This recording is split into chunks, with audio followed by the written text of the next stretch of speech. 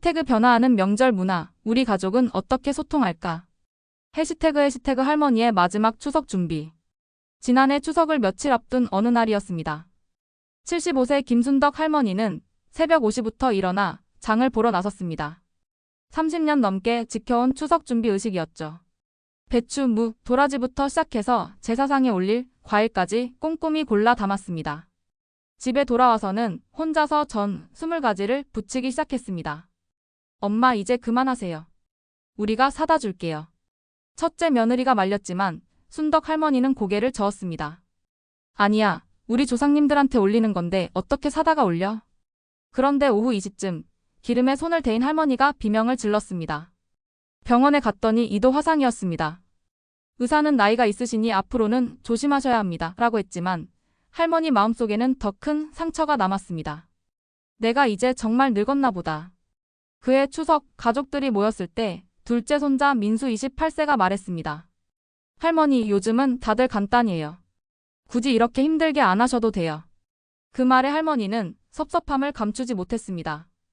너희들은 모르겠지만 이게 다 의미가 있는 거란다. 이 장면 어디서 많이 본 것 같지 않으신가요? 해시태그 세대 간 다른 명절의 의미.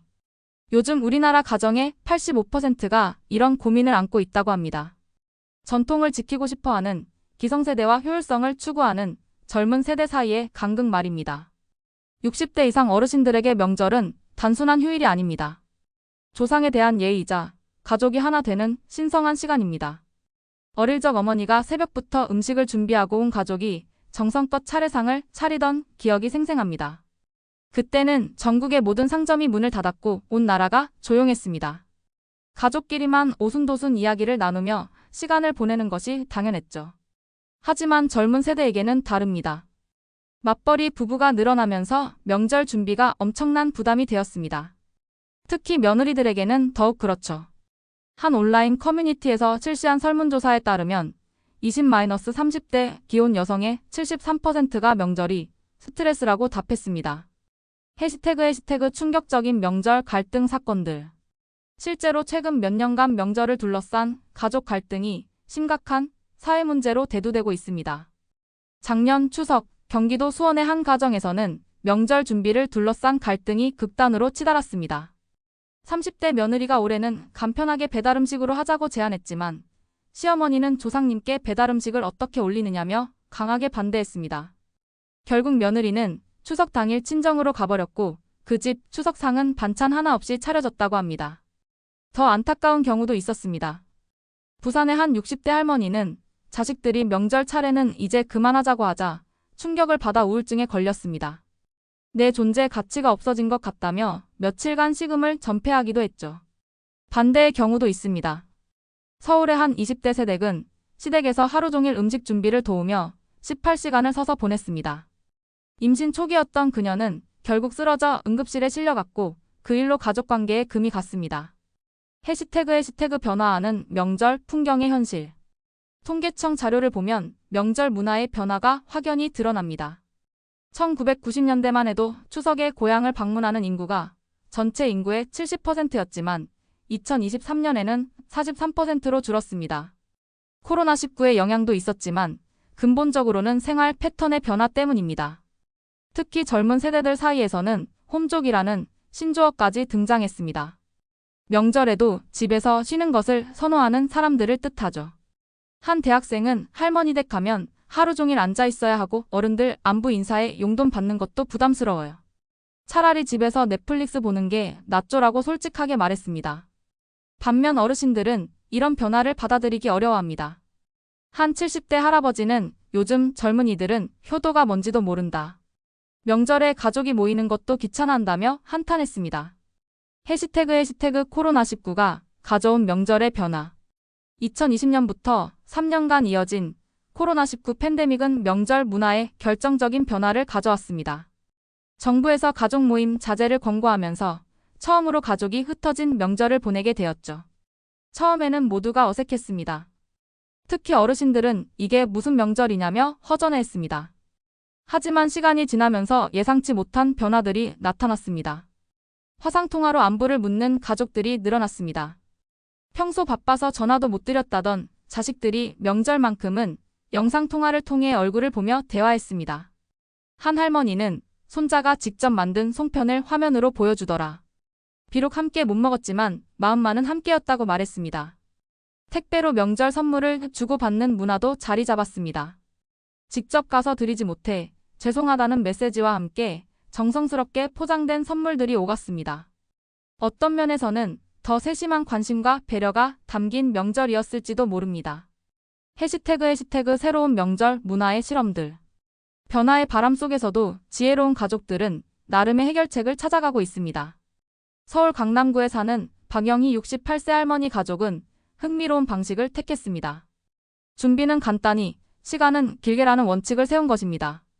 제사상은 과일과 나물 몇 가지로 간소화했지만 대신 가족들이 2박 3일 동안 함께 머물며 충분한 대화 시간을 가졌습니다.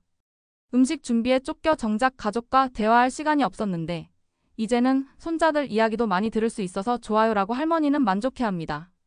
부산의 한 가족은 아예 로테이션 명절을 만들어냈습니다. 추석은 큰 집, 설날은 작은 집, 어버이날은 셋째 집 이런 식으로 돌아가며 모임을 갖는 것입니다. 한 집의 부담이 집중되지 않으니 모두가 편해졌다고 합니다. 또 다른 가족은 명절 포트럭 파티를 시작했습니다. 각자 한 가지씩 음식을 준비해와서 함께 나눠 먹는 방식입니다. 며느리는 샐러드, 아들은 피자, 딸은 떡을 가져오는 식으로 말이죠. 처음에는 이게 무슨 제사상이냐던 할아버지도 이제는 다양해서 재미있다며 웃습니다. 해시태그 세대 간 이해 지혜. 명절 갈등을 해결하는 열쇠는 결국 서로의 입장을 이해하는 데 있습니다. 어르신들이 전통을 고집하는 이유는 단순히 고리타분해서가 아닙니다. 그 속에는 가족을 사랑하는 마음과 조상을 기리는 정성이 담겨 있습니다. 음식 하나하나에는 가족들 건강하게, 복 많이 받으라는 간절한 마음이 들어가 있죠.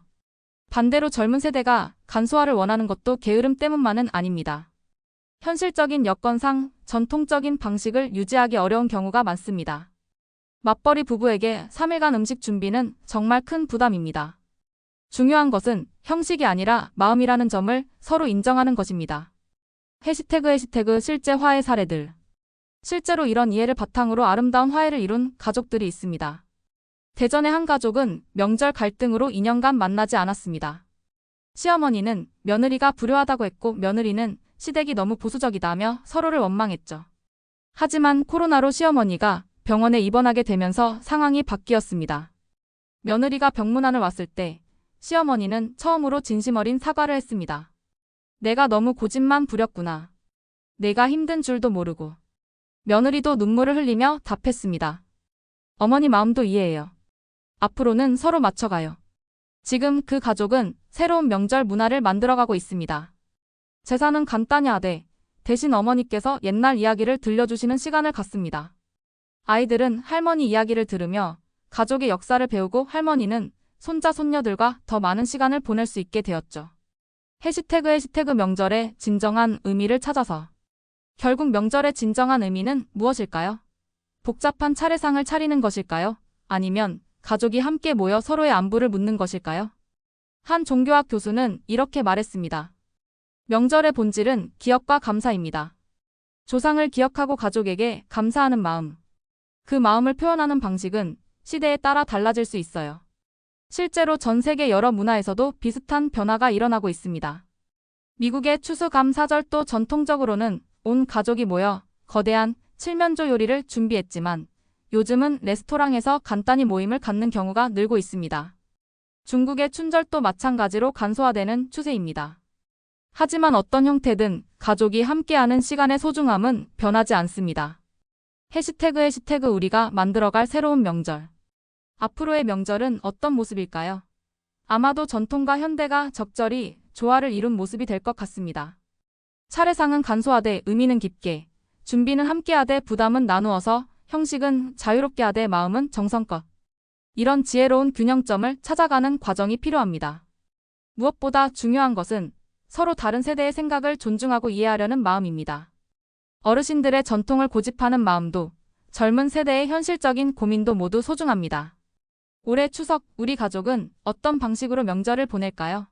완벽한 정답은 없습니다. 하지만 서로의 마음을 이해하고 배려한다면 그것이 바로 가장 아름다운 명절이 될 것입니다. 명절은 결국 사랑하는 사람들과 함께하는 시간입니다. 그 시간을 어떻게 보내느냐는 우리 모두의 지혜에 달려 있습니다. 변화하는 시대 속에서도 변하지 않는 가족의 사랑, 그것이야말로 명절의 진짜 의미가 아닐까요?